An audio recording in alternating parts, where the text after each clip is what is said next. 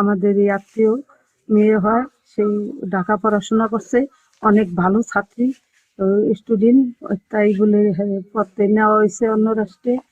সে হত্যা করা হয়েছে, কি কারণে হত্যা হইলো এটা আমরা জানতে চাই, আর সেই লোক আমরা বের করতে চাই, এই লোকের ফাঁসি চাই।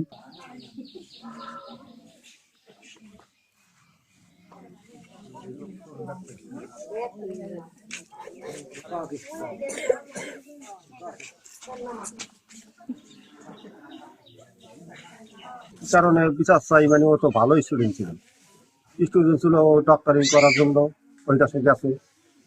তখন উপযুক্ত বিচার, যেভাবে বিচার করার জন্য দরকার সেইভাবে বিচার করা।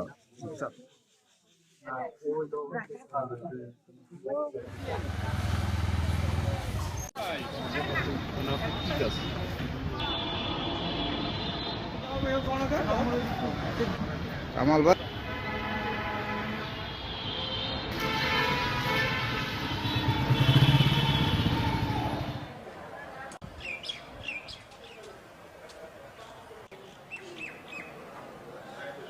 এত বড় একটি রাষ্ট্রে এমন নৃশংসভাবে হত্যা, এটা কোনোভাবে আমরা মেনে নিতে পারতেছি না। আমরা এর সঠিক বিচার চাই। চাই এটা সুষ্ঠু বিচার হোক, যে কিভাবে মারা গেল সেটা তো বিচার চাই অবশ্যই।